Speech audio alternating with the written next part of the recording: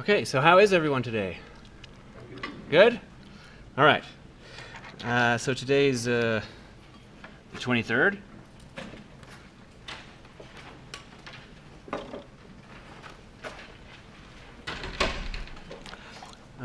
So as a reminder of the way the course goes from now on is that today's a Thursday, and we're going to lecture on all the Thursdays, and then we're going to be in the lab on Tuesdays. Okay, so then right through the wall there is the Founders Lab, and then inside of the Founders Lab is the Brazos Lab, and we're going to be in the Brazos Lab. You know, because every once in a while I'll have to say something, and they don't want me being in the middle of the Founders Lab and, you know, talking. Okay? Any questions? Okay, so then when we ended last time, we had been talking about that multiplication by of a natural and a real can be understood as repeated addition. So you're repeatedly adding, and raising a real, non-zero real, to, well, okay, just remember that 0 to 0 is undefined. But other than that, generally speaking, raising a real to a natural exponent is the same as what? Repeated multiplication, right?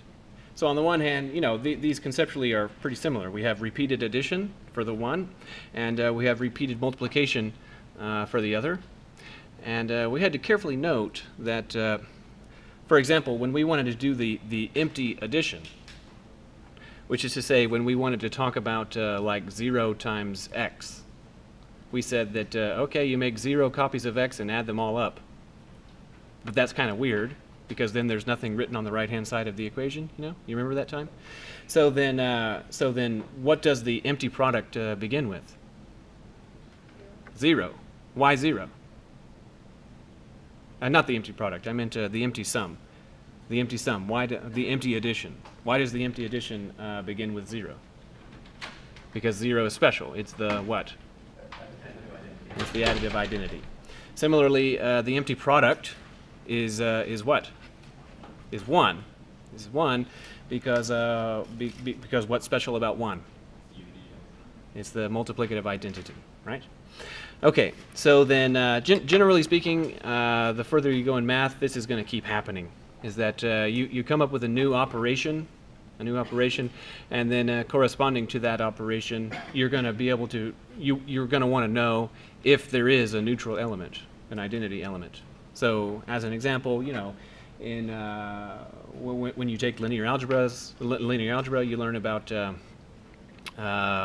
product of matrices and sum of matrices, and in those cases, there's always going to be an additive identity. Okay, for that's the matrix where when you look at it as an array of numbers, it's the matrix with all zeros. So that's the additive identity. And then if the matrix is square, then you can have a multiplicative identity, which is the square matrix, which is zeros everywhere except ones on the main diagonal. Right? Good. We ended with last time we were talking about composition, and we were hitting on this point of what's the identity of composition. And then I said I want you to think about that and be ready to respond. But then you know, I made an exercise. I made a homework exercise, right? And remember that the homework exercises are due on Tuesday. Okay, so you need to bring them. And I literally just wrote the function identity. Okay, so let's talk about that. So the function identity, that the compositional identity. Oops.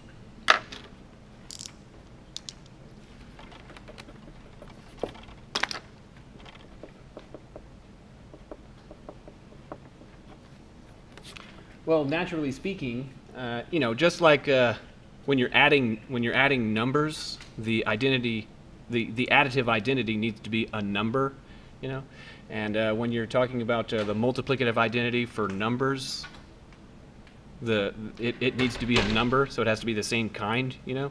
So what kind of thing is the compositional identity? It's a function, right? So is the function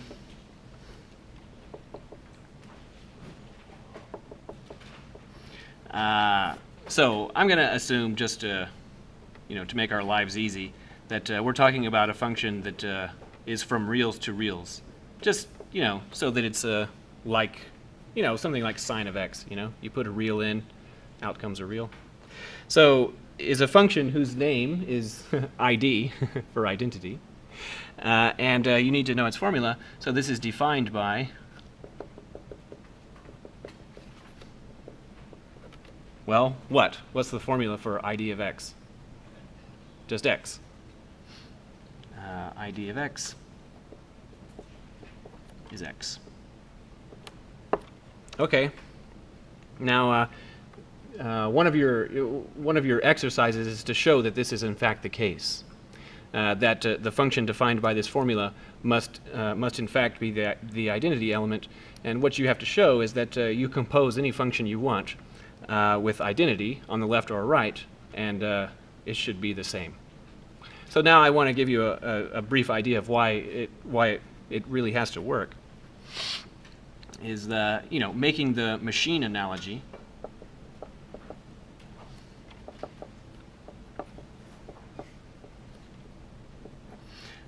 Considering a function to be a machine, if you take an x and you give it to the ID machine, you know, it goes you know, behind the curtain, and then out comes what? An x, right? That's what it is. So in the assembly, you know, the machine and assembly line analogy, what the identity function is you could think of it like a stretch of like conveyor belt. It's just x just moves along down the line. So you could think maybe we're going to manufacture something that has, like, you know, 4 stations in a row, so like 4 functions composed all together. And then in between 2 of those stations, what if you like what if you separate them and put 10 meters more of conveyor belt in there? Is that going to affect the final product? No, of course it won't. You know, that would be like, you know, you got steps, people are doing stuff, you know, at the stations, and you just make the distance between them a little further. That's not going to affect the final product. Okay? In the same kind of way, that's what identity is. So to pre-compose or post-compose with the identity, that means on the left or the right, that's like saying, if you're pre-composing it, if you're putting the identity before, that's like saying, let's make the conveyor belt leading up to the first machine a little longer. Okay, is that going to affect the output? No. What if we make the conveyor belt after the last machine a little longer? Is that going to affect anything? No.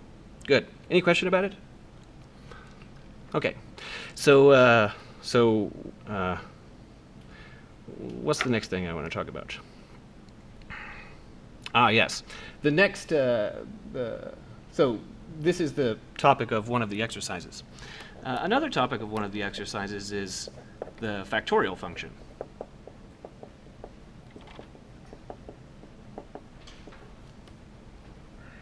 Factorial. So factorial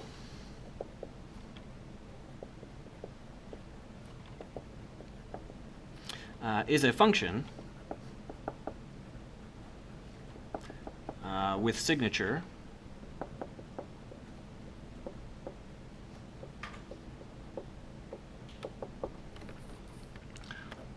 naturals to naturals. So, you know, in math classes, or even, you know, right here, when I wrote that, I said, is a function ID, and then out loud I said, from the reals to the reals. That little bit right there, that piece, that's called the signature. So now that you have a name for it, you can, like, you know, we can refer to it like that. And so what I'm saying is that factorial is a function with signature, thus, and all that means is that it's the kind of thing that you put a natural in, and out comes a natural. Okay, so factorial is a function with signature thus, defined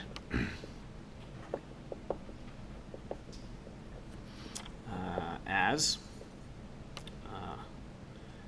n factorial is equal to, okay, and I'm going to write some stuff down in just a minute.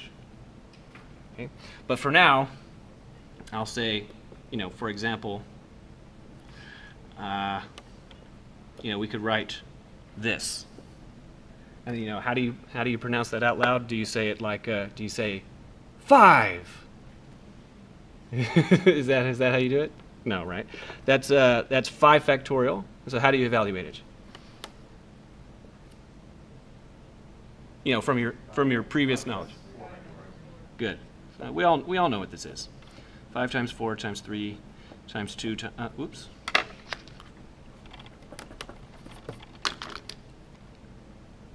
Times 2 times 1. And I'm going to write, for reasons that aren't entirely clear, I'm going to write another 1.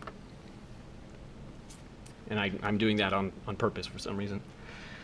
So I concede entirely that you know how to do factorial. Okay, but that's not the point. The point is that we need to learn how to explain something so precisely that a machine could do it, essentially. You have to learn how to say something so that there's no wiggle room, and the machine's going to do exactly what you say, because it won't do what you intend. So what we want to do is we want to come up with a definition. Okay, so this is going to be a piecewise definition. That's how you do it in math. You start out with that big left brace, and then there's going to be 2 lines here. The first line is going to be what we're going to do with the least natural. So what is the least natural? 0. So the input's name is n. The least natural is 0. And so now we need to say, what is effectively, what is the definition of 0 factorial? 1. That's its definition. Okay, then all of the other naturals are greater than 0. So I'll just say otherwise.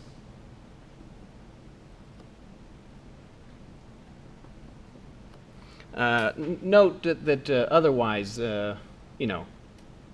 is like taking a complement, a set complement. So what I mean is that I don't mean otherwise. I just mean any other natural. I don't mean any other thing in the universe. So how do you do this? Very good. N multiplied by n minus 1 factorial. All right. So now this is the complete definition of factorial. Now these individual lines, in order to make the conversation about this very precise, we have to have names for all these little bits. Okay, so each one of these lines is called a clause. So clauses are numbered top to bottom, starting with 1. So that first line, you could refer to it as the first clause, and the second line, the second clause. And then, when it gets close to the end of the semester in December, I promise to try and make a joke about Santa Claus. So these little bits here, the condition that tells you whether or not you make it into, you're going to choose the first clause. These are called guards.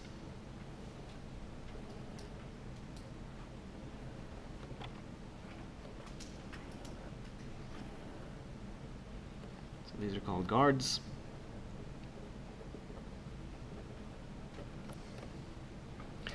Okay, and then with the rule being that, if the guard is true, then you're supposed to use that thing. And the name for these things, these are called the formulas.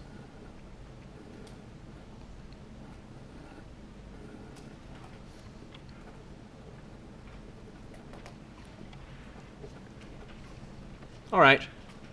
So, the whole thing is called a clause. This is, you could refer to this as the first guard in the first formula, the second guard in the second formula. Yes? By definition. So, in the same kind of way that, if we were to go on a field trip and, I could point at a flower and say what's that one called? And, someone might say, that's a rose. And then I could at that point say, why? Well, in the end, that's what someone decided a long time ago. Same reason. Good. So if we wanted to, this, what we wrote here, this is like using your prior knowledge of what factorial is. But now we're going to evaluate 5 factorial, but using this definition. Okay, and you must, in order to really understand what we're doing, you need to go with the fiction that you've completely expunged the entire idea of factorial from your mind, and this is all that you know about it, not this. Okay, so let's evaluate 5 factorial with that definition. All right, so 5 factorial.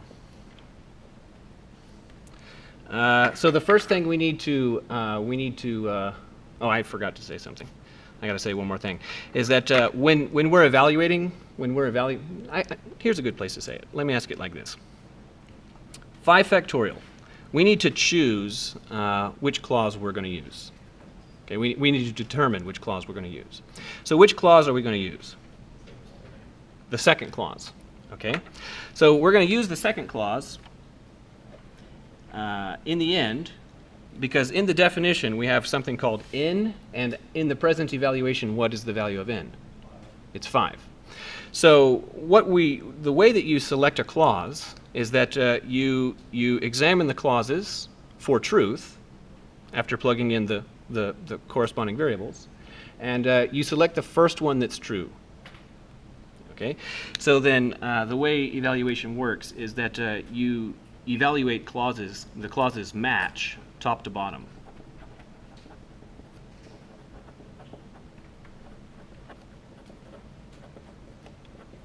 Now, something needs to be said about that, and that is clauses match top to bottom.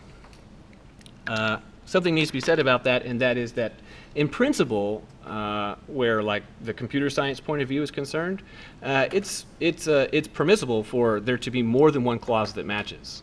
So you can imagine in some really complicated situation, if we had like 20 clauses, and you plug in 5, and you determine, oh look, any one of those 4 clauses could work. Which one are you supposed to choose? The topmost one, the highest one that matches. Understand? So then that's having more than one clause that matches is generally considered like bad mojo in a math class, and I'm basically going to avoid that. But do understand that in computer science, it is totally acceptable to have it be the case where more than one clause would match an input, and the rule is broken by choosing the first one. Good. So according to the second clause, which we must use, this evaluation is in fact 5 multiplied by 4 factorial. So that's what that clause says. Now notice that what this is saying is that in order to evaluate 5 factorial, you have to evaluate 4 factorial. That's what that's saying. So to sort of change the language a little bit, I'll say it like this. In order to evaluate this factorial, you must evaluate that factorial. Because it has that structure, this function is said to be recursive. Because in order to evaluate this factorial, you must evaluate that factorial. So this function is referring to itself. And so it's said to be recursive. Okay, good. So the 5 is done. We don't need to do anything further with it. But we need to proceed with the computation, and we need to figure out what 4 factorial is. Well, what clause do we need to use to evaluate 4 factorial? Second clause, right? Okay. Well, what's 4 factorial? 4 times 3 factorial. Okay. So I think you can probably imagine where it's going from here. Okay, so I'm going to skip ahead just a little bit. I need to use the second clause again.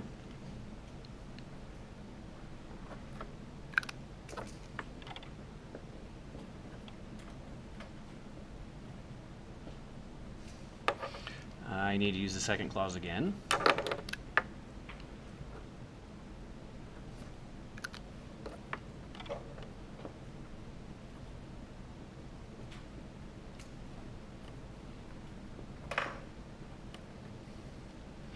Okay, now it's at this place where you know, when at least at first, students start having problems, and that is that I mean, let's face it, you already know what factorial is, right? And you already know what 1 factorial is. So at this point, many students are tempted to write the following line, to say something like this: 5 multiplied by 4 multiplied by 3 multiplied by 2 multiplied by 1, and just leave it there. But this is this can't be right, for a couple reasons.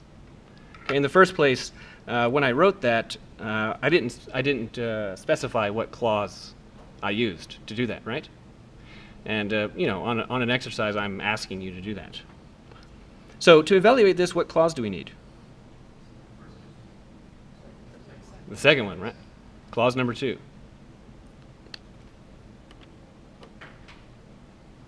So it's not that. What do we have to write? Times 0 factorial. Okay. 5 times 4 times 3 times 2 times 1. And now, okay, what clause do we need to evaluate 0 factorial? The first clause. So do you observe that, oh, this is the first time we've used that clause, at least, you know, in this here. So that's why I wrote times 1 times 1 right there. So I'd like for you to observe that, okay, this function is recursive because factorial, the evaluation of the factorial function is defined in terms of the factorial function. And notice furthermore that it's just this clause that does it, right? The second clause is recursive. The first clause is not recursive, right? Because its formula does not refer to factorial. As a result, these clauses are referred to as a recursive clause and a terminal clause, or an exit clause, if you like.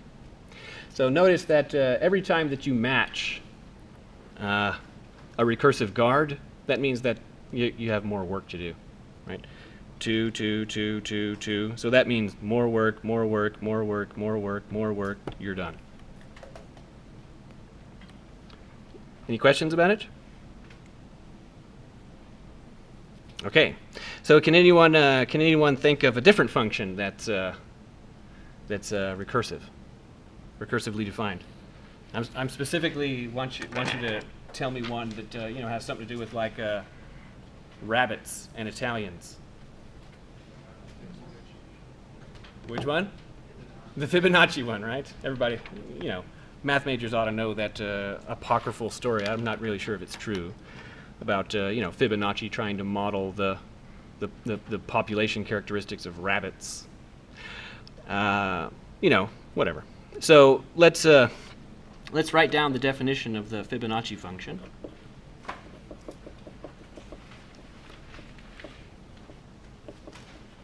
Again, I'll say let f, we'll just use f for Fibonacci, have signature naturals to naturals, and like this, so let this be defined by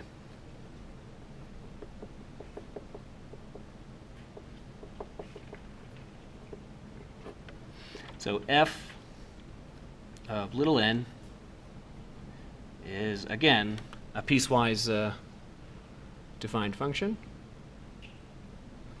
And this one is interesting because now we're going to have 3 clauses. And so here I want to be careful and say that if you go look in different books and Wikipedia and YouTube and what have you, there's different definitions of the Fibonacci sequence, and you know, reasonable people can differ. So all I'm saying is that if you go look this up, you need to figure out if they're using the same definition, and if they're not, you have to make the translation in your own on your own. So I'm using as the specific definition I'm using is meant to draw out something I want you to pay attention to. So we need to define the Fibonacci of the least natural. So what's the least natural? 0. So part of the variation in definitions of the Fibonacci number, Fibonacci sequence, depends on whether or not that individual considers 0 to be a natural. Okay, so then we're going to say that Fibonacci of 0 is 0. So that's another place where folks can differ. They could say Fibonacci of 0 is 1. Whatever. So the next greater natural is 1, and we're going to define that to be 1. Okay, so then considering just the Fibonacci sequence, what I'm saying effectively is that the Fibonacci sequence we're talking about are where the first two elements are 0 and 1 respectively. So then how do you get the next one from here?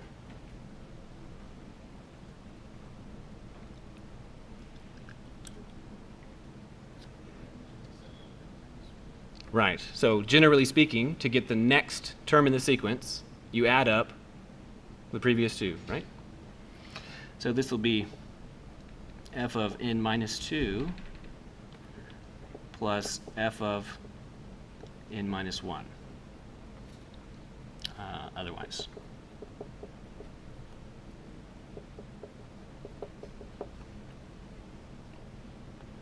Okay, so you know, again, this is just numbering the clauses, top to bottom, starting with 1. So there's 3 clauses. How many recursive clauses are there? There's 1 recursive clause. And how many terminal clauses? 2 terminal clauses. So this function is different than factorial in that there's now 3 clauses. So that's different. All I want you to see from that is that, okay, in principle, there could be any number of clauses. The next thing I want you to see is that notice that this, the way we've written it, this requires 2 recursive. It requires this recursion and that one recursion. So, like, we're calling, you know, we're evaluating recursively twice. So, such a function, you know, often they're called something like doubly recursive. So all I want you to see from this is that, in principle, you know, you could recurse as many times as you need. So, like, you can imagine a Fibonacci-like sequence where we define, say, like the first 7 terms, and then the next term is the sum of those previous 7 terms, which would require 7 recursions, right? Good.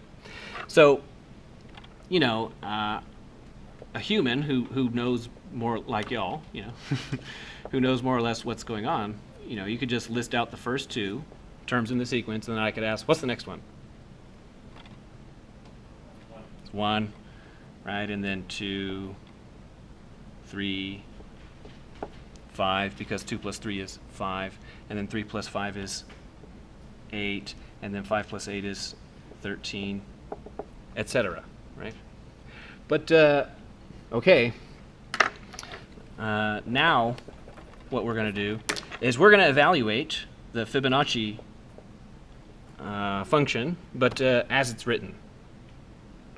Okay, and I'm going to tell you in advance that it's a disaster. Okay, it's a mess. So so here it comes. All right.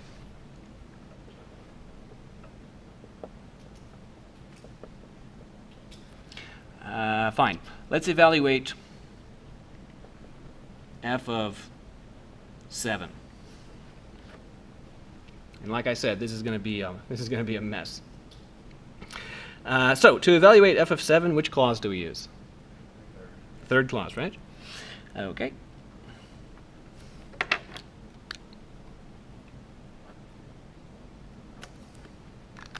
So the third clause is saying that f of 7 should be f of 6 plus f of 5, or the other way. Doesn't really matter.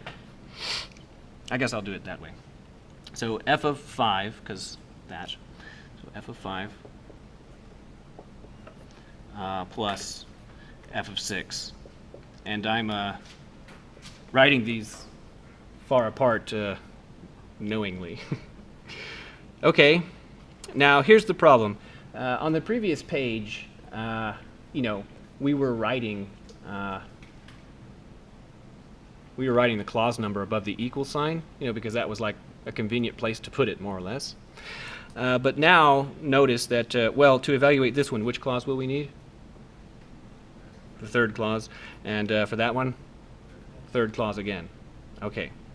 So here we go. So this f of 5 splits into the following. It splits into f of 4 plus f of 3. And the association is that using clause 3, we split that into those two. All right.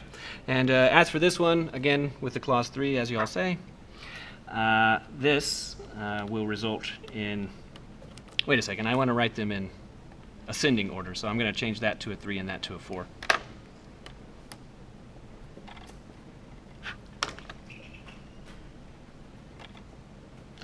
Okay, so then this one will be f of 5, and this one f of 4. We'll be adding these.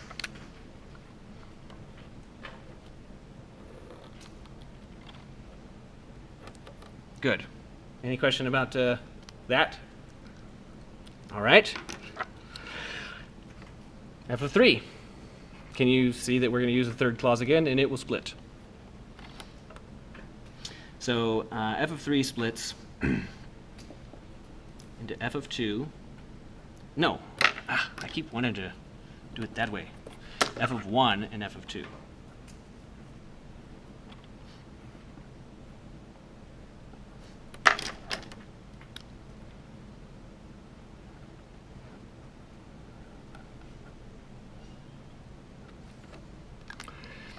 F of 4 splits into f of 2 plus f of 3.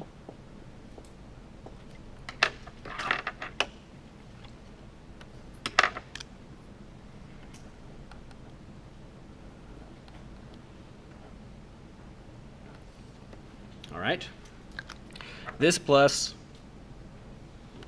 is that plus. F of 4 splits into f of 2 and f of 3.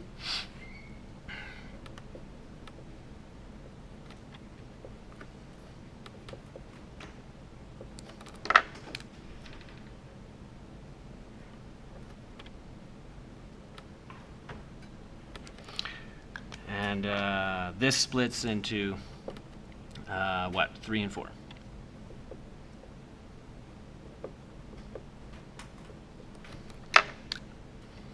Okay.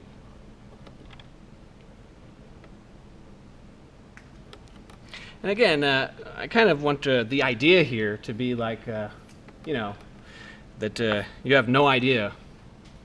You know, you've never heard of Fibonacci before, right? And we're just mechanically just moving along, just doing what the thing says. I'd also like to point out that, you know, so far I've written these 3 lines, and I don't know how far I am into this, you know, 4 or 5 minutes. But after all, we know what the answer is, right? It's 13. Okay, let's keep going. So f of 1, that's nice. Why is that nice? Ah, that's the first time we reached a terminal clause, right? Okay. So as for that one, this comes over here, and f of 1, that's 1. And we use the second clause to establish that. This plus is that plus.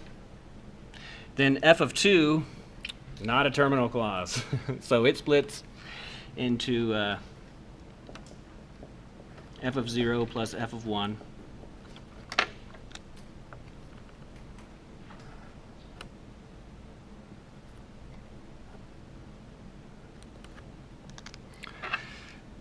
Again, not a terminal clause, so this is f of 0 plus f of 1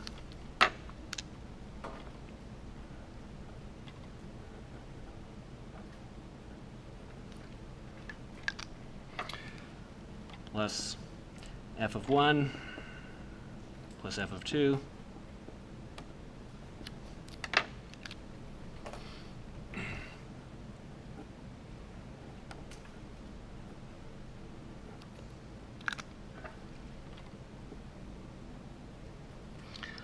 Okay, f of 2 is f of 0 plus f of 1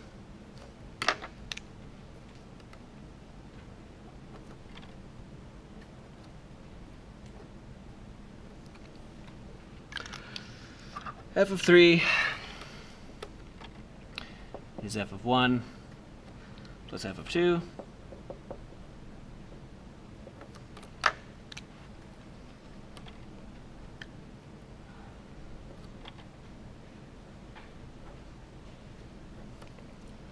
This is terrible, isn't it? F of 3 is f of 1 plus f of 2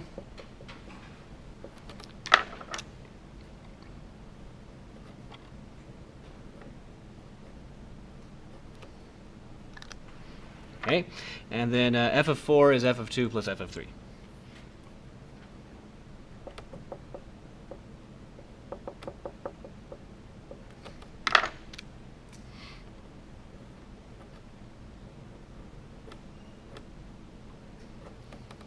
All right. Any questions so far? And again, I'm going to emphasize, is this like awful? Yeah, it's awful. Okay, good. But at least, you can see that we reached the several terminal cases now. So we just had one on that line, but can you see that there's numerous on this one? So every f of 0 is and f of 1 those are terminal. So this one, that one, that one, that one, this one, that one, and that one. The rest of them are recursive. Okay. So this is equal to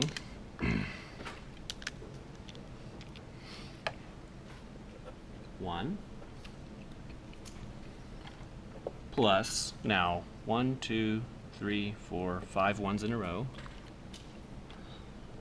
No, not ones, right? Because f of 0 is 0. So that would be 0, 1, 0, 1, 1. Okay.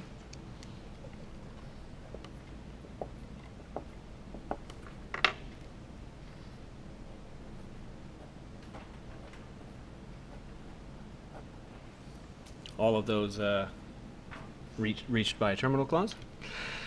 F of 2 is not terminal, so it becomes f of 0 plus f of 1.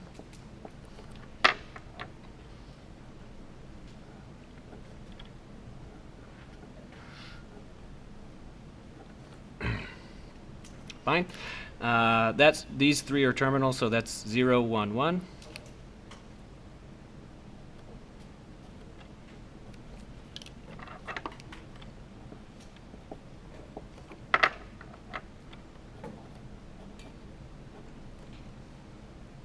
F of 2 is not terminal.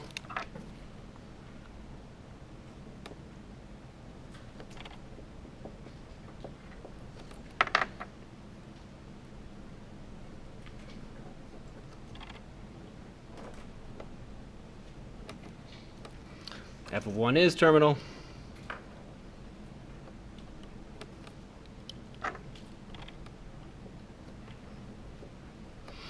Okay, and then I'll have to, because those both split, I'm going to have to come down here. So f of 2 is not terminal. So it becomes f of 0 plus f of 1. F of 3 is not terminal, so it becomes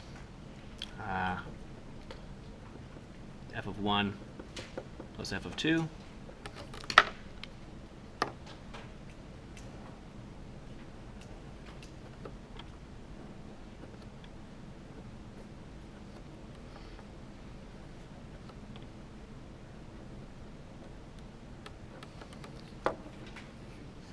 Did I miss one? Yeah, yeah. Which one? F of 2 in the corner.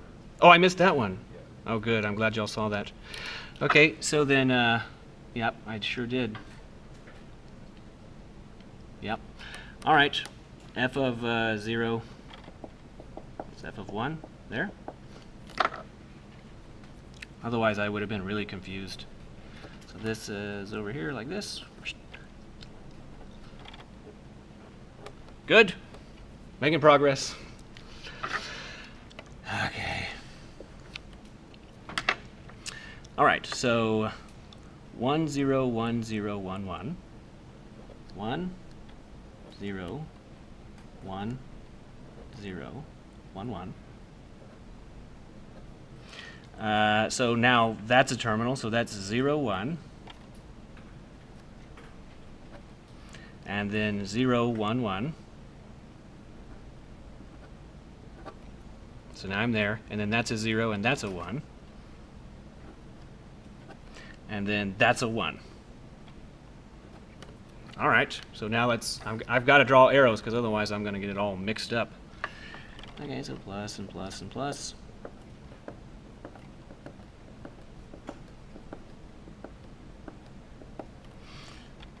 That one there, there, there, there.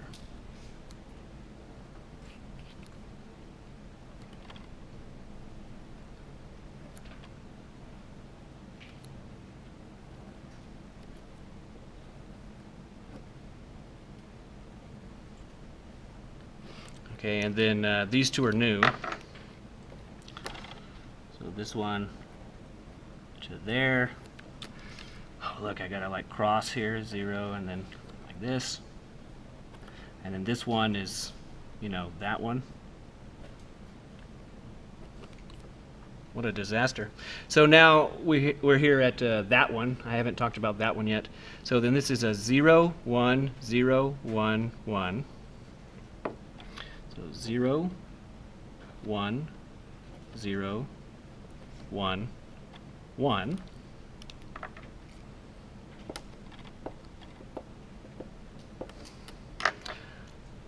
Okay. So that one is that one. And again, I want to stress that the whole point of me doing this is to show you what a disaster it is. Okay, so that's how those relate. Okay, so it appears to me that all the bookkeeping is straight except for observing that that one is not terminal. So we'd have f of 0 plus f of 1. So this would be equal to 1 0 1 0 1 1 0 1 0 1 1 0 1 1 0 1 0 1 1 0 1 with pluses in between.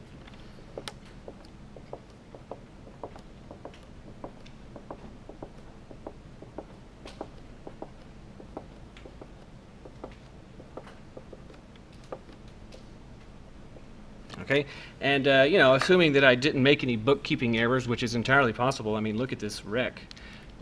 When we add up all of those zeros and ones, what are we supposed to get? Supposed to get 13. So let's check. 1, 2, 3, 4, 5, 6, 7, 8, 9, 10, 11, 12, 13. Okay. So there's a couple reasons why I find it useful to go through this wreck of a demonstration in a programming class. So in the first case, you know, we have this line right here. You know, and that's telling you that oh, there's a better way than what we have here to evaluate the next Fibonacci number, right? There's a better way than this.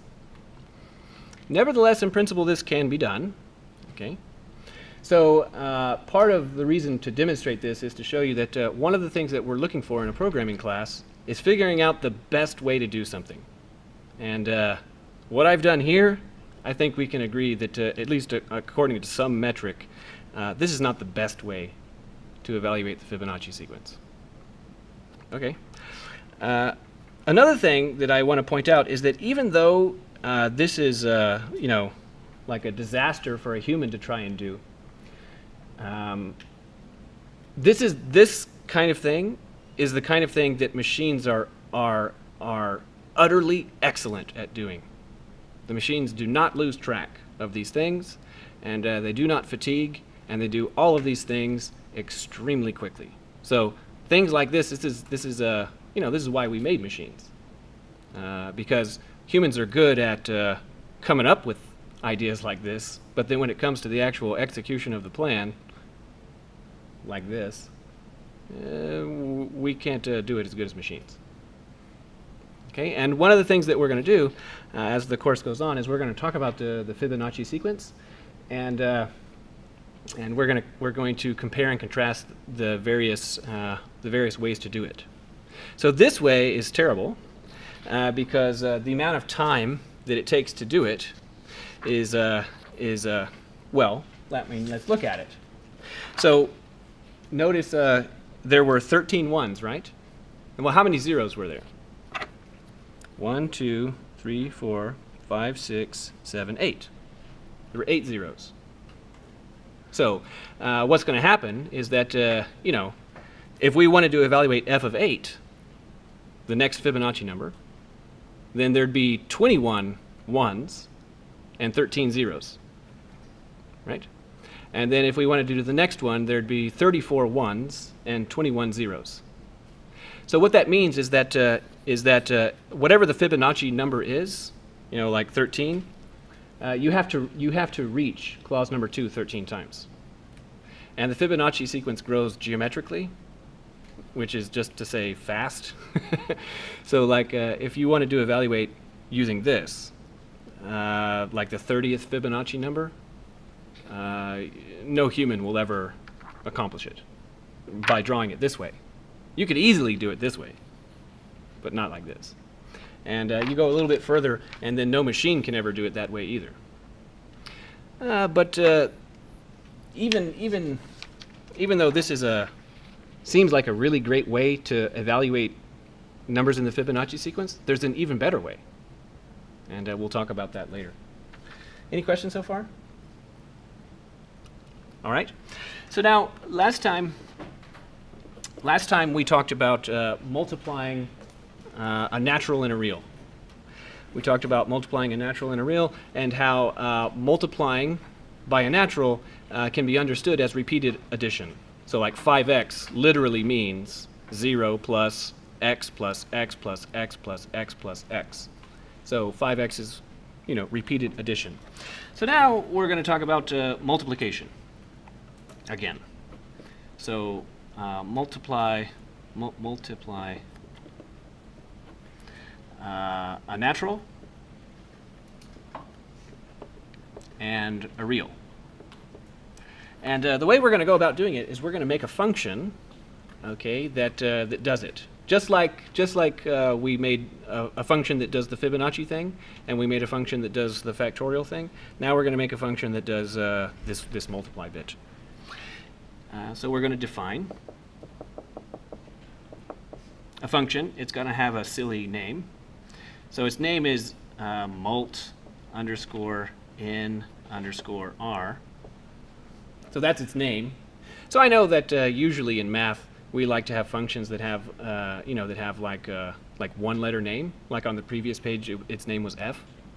But you know, functions can have more than one letter in their name, like sine. Okay. And all I'm saying is that well, this is the name of this function. Its signature is naturals cross reals to reals. The reason is because what we're talking about is we want to take one natural and one real as the input, and we want the output to be the product of that natural and that real. Okay? And the way we're going to define it is like this. Mult underscore n underscore r evaluated at n x. So the first argument is the natural, and the second argument is the real. Okay, it's going to have to be a piecewise defined function like the previous pages. And here's the idea that I want you to see. Now, we're going to use this to think about it, but notably, we can't use the definition of multiplication while we're defining multiplication, right? That's not permitted. But this is the idea. Is we want something like we want mult underscore n underscore r of something like 3 and 2370. We want this to, in the end, be 3 multiplied by 2370. So does everybody get the idea, what it is that we're saying? Okay. So if if I asked you, to look at your notes on the previous page, we eventually asked about, well, what's 0 multiplied by x? So what's that? 0, okay, according to our definition, just from a definitional point of view. So if n is 0, then, then the output is 0.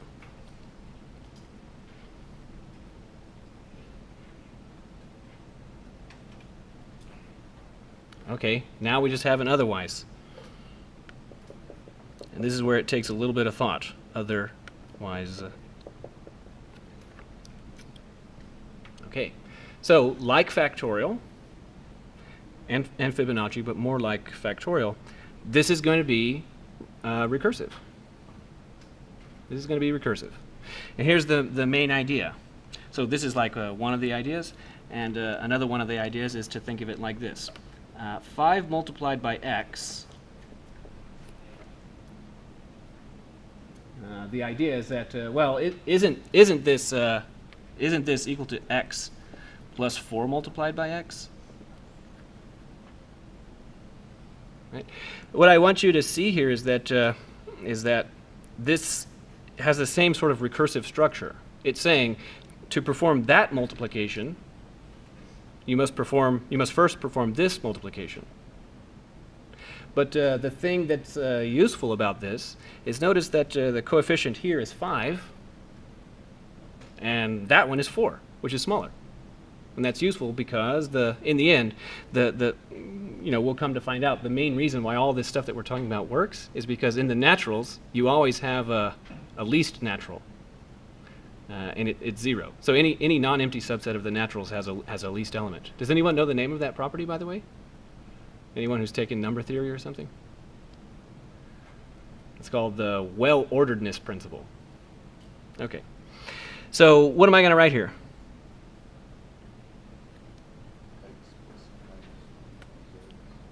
Okay.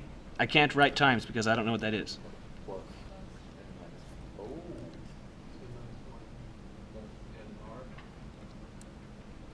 Okay, y'all are on the right track, but you're not quite saying the same thing. So I'm being difficult like the computer is difficult. There you have it. Mult underscore n underscore r. And then now we need to give it 2 arguments. What arguments? And x. So n minus 1 and x. Okay. So now let's see if this is legitimate, if this is going to work out. So for example, I could ask, all right, please evaluate mult underscore n underscore r, something small since we went over the top with Fibonacci on the previous page. So if we've done this right, in the end, the answer should be 3 multiplied by 2370, whatever that number is.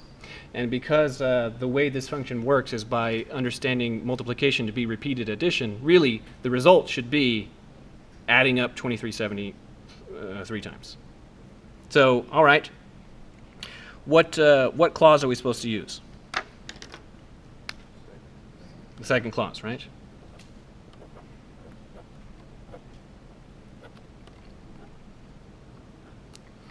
And then according to the second clause, what's the answer?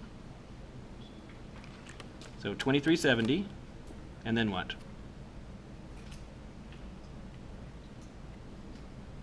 Plus what? Very good. Mult underscore n underscore r. And then what are its arguments going to be? 2 and 2370. So we made a little bit of progress, right? Okay, fine. So we wanna continue. So this would be, this 2370 is done. There's nothing more to say about that. And then plus, and then now we want to evaluate mult underscore n underscore r, blah blah. So then which clause do we need to use? Second clause. Okay, and according to the second clause, what does this become then? 2370 plus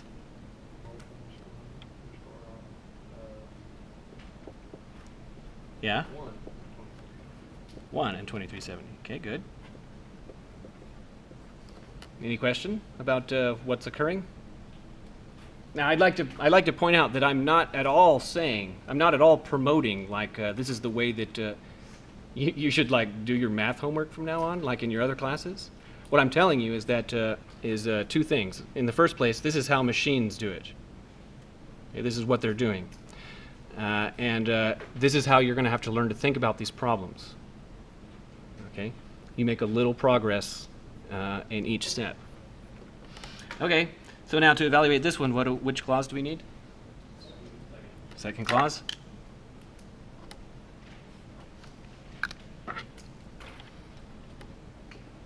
So 2370 plus 2370, because those are done, and then plus. Okay, so then what does this become? 2370 plus. Okay, good. And then what are the arguments? 0 and 2370. Now, a common error that students make at this point in the course is to go from here to here, and then not write this thing that I obscured, because I mean, after all, you know, you're a human. You've got a lot of intuition about the way this should work. You know what 1 multiplied by 2370 is, duh, right? Everyone knows that. But here's the thing: is that you've got to follow the rules and only the rules. Okay, so can you see that if n is 1, then that is the clause. Okay, good. Now, finally, which clause do we use? First clause, finally. And that's good because, you know, concerning our names recursive and terminal, do you observe that all of these clauses were recursive and now we've reached a terminal clause? Okay, so 2370 plus 2370 plus 2370. And then what does this get replaced with? A 0. Now, is that the same thing that we wrote Tuesday? Well, nearly, right? Except we wrote it in the opposite order, in fact. We wrote 0 plus blah, blah, blah. Okay, well, addition commutes. You know, so to that extent, it doesn't matter what order they're in. But suppose that we just really, really wanted this process to be exactly with the 0 all the way on the left. Then how could we modify the definition so that that would occur?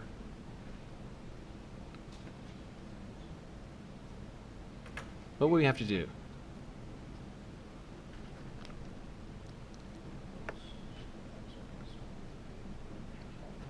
Right, these two right here.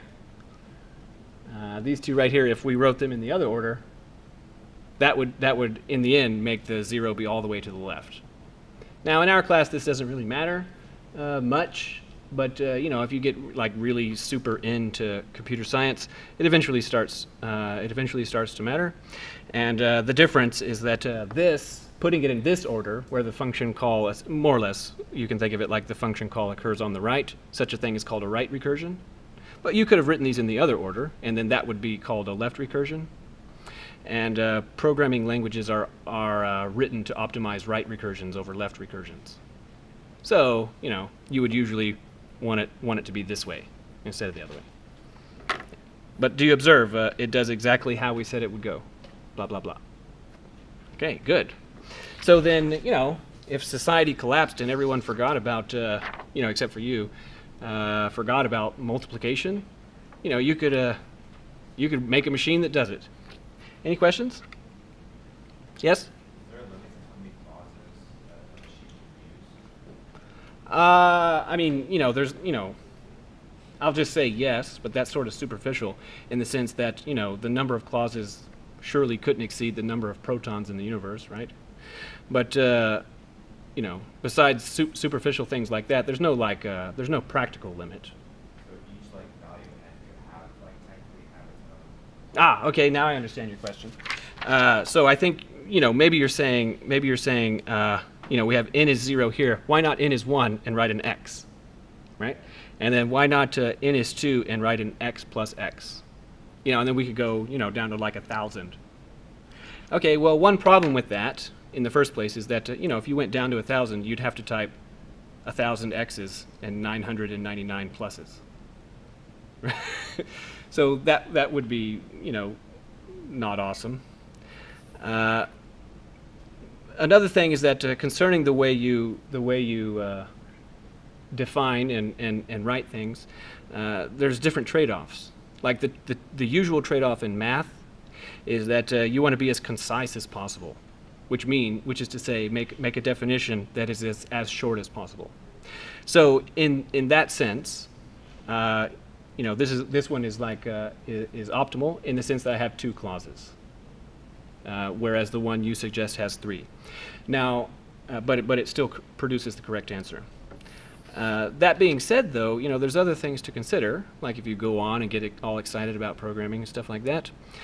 Sometimes it is beneficial to take a very concise definition like this, and in fact put a few clauses that are like you say, in the end, because the machine is better able to execute that more quickly. That generally falls under the heading of optimization, and that specific thing that you're talking about, if you just want to look it up, is probably the best place to start would be something called unrolling, which is to say loop unrolling, whatever that means. Other questions? Okay, but in our class, generally speaking, you know, I'll more or less clearly specify which is the one that I want, and it's going to be the one that is most concise.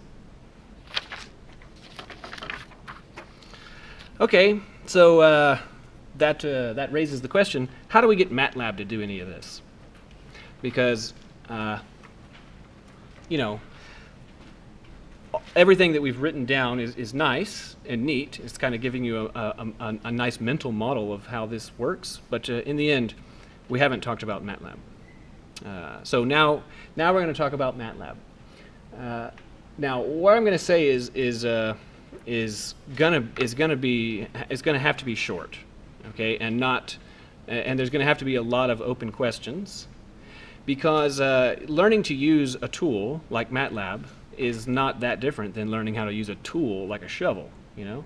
So I could stand here and like explain to you what dirt is and what shovels are, you know, but we could make progress a lot quicker if I just took you out into the field and gave you a shovel and said, and you know, I had a shovel and I said, look, this is how it works. That's how we're going to do MATLAB, at least at the beginning, because it's not really incredibly useful for me to just talk about what MATLAB does. So that's why on Tuesday you're going to be sitting in front of a computer. That being said, we can say a little bit.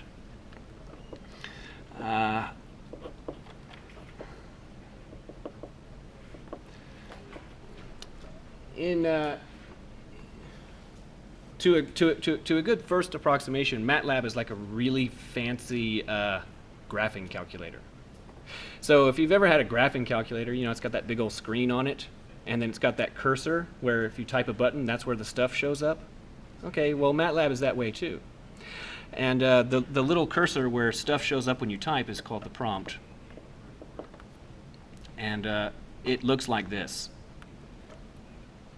That's how it looks. So when you start up MATLAB, you'll see a little bit of the screen that looks like that. And if you type something, then that's where it shows up. So if at the MATLAB prompt you were to type 2370, then in fact it behaves and then press enter. So this being the symbol for enter, I think. So what I mean by that is press enter. Then what happens if you do that with your graphing calculator? It just says 2370, because essentially what you're doing is you're asking, hey, TI-83, what do you think about 2370? And then it just plots it again because or just types it again because it's saying, well, I think it's 2370. MATLAB does a similar thing, except it writes this. It says, that's 2370. Okay, great. Fine. If you were to then, at the prompt type ANS, because you see it say ANS for the first time, and you might think, what's that? Well, if you type ANS and then press return, then MATLAB responds in this way. It'll say exactly the same thing. ANS is 2370.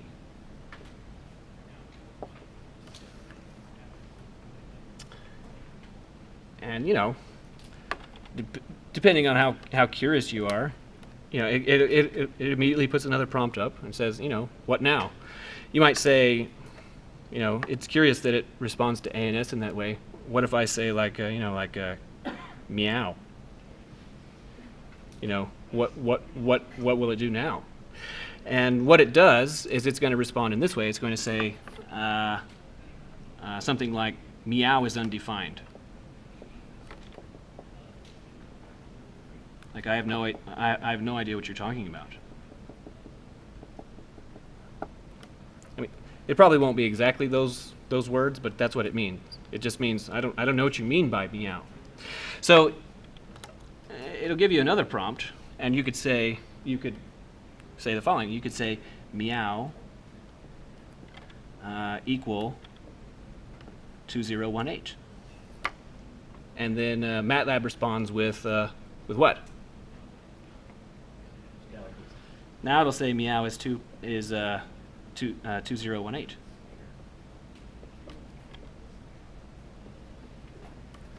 And so to understand what this means, what this means is that MATLAB is like watching you. It's keeping track of what you're saying. You've just informed it that meow is now to be reckoned as 2018 from now on. So if you come back to the prompt and then now you type meow, how does MATLAB respond? It says meow is 2018. That's what you told me. You just told me that. Notably, this time you ask it about meow. It doesn't say meow is undefined because this line here is to give meow a definition. All right. So what if you say something like? What if you say something like 4 plus 100? Well, then how will it respond? So what will it do? Yeah, ANS equals, and what to a good approximation, what MATLAB does is it reads what you typed and it asks 4. Do I innately understand 4 to mean something? Yes, it's 4.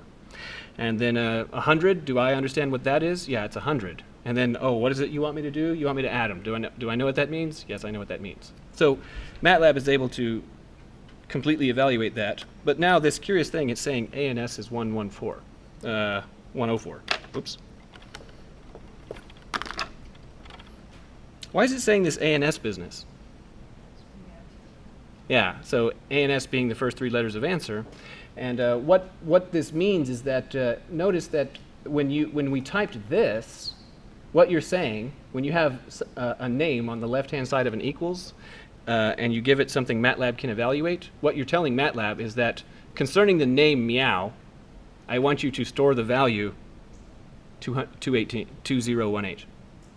When you type an expression that MATLAB can evaluate, but there's nothing on the left-hand side of an equation, MATLAB evaluates it and says, you know, you didn't tell me where you wanted me to put that, so I'm putting it under the name ANS. So that's what it's doing. Yeah.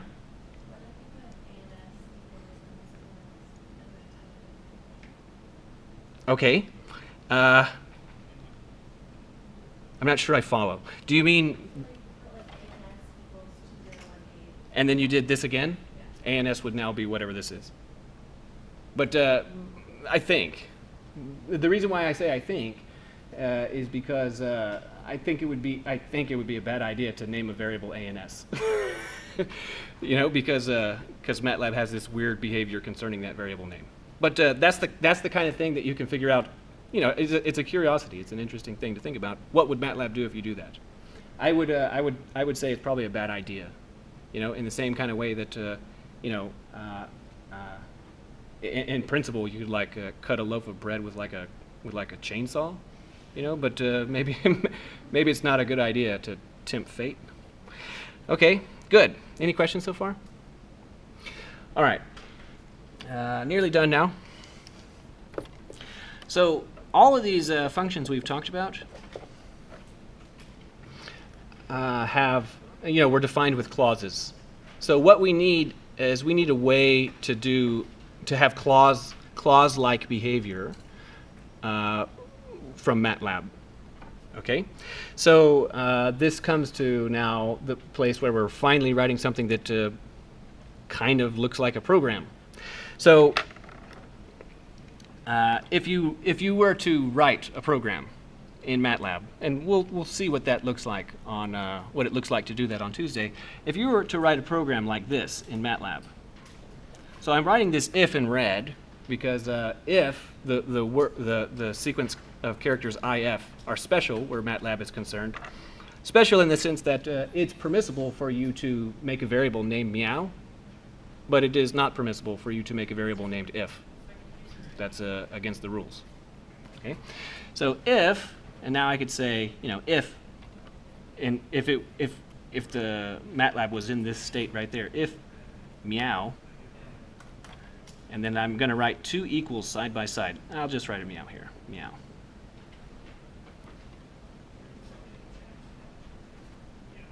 So if meow equal, say 2019, then we'll write y is equal to 5, and then now this is like a guard.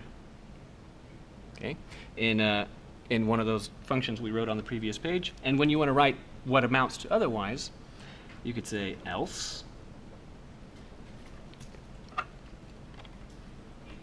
y is equal to 8, and then that you have to signify to MATLAB that the end is the if is over now. So you write that. So the things I wrote in red are like special words. They're called reserved words. So if you were to run this in MATLAB, y would be defined after executing this, and what would its value be? It'd be 8. So finally, I want to say something about this equal. So in math, that is to say, like on the whiteboard, you know, when you're looking at like math in a lecture, we use equal, just a single equal, to mean two different things, and it depends on the context. But MATLAB and essentially all programming languages don't. This equal right here, this single equal, is referred to as an assignment. What you're saying to MATLAB, in a sense, is you're saying, MATLAB, listen, I need you to make a variable. I need you to remember that every time I say meow, I mean 2018. Whereas this one, this is not an assignment. Rather, this is a check for equivalence, a test for equivalence.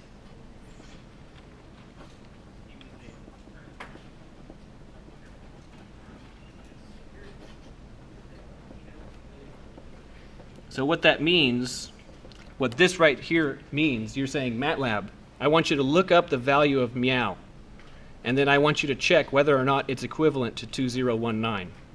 So MATLAB looks this up and says, okay, the current value of meow is 2018, and is that equivalent to 2019? It is not. Therefore, I will not execute this. But because it says else, I'm going to execute that. Any questions?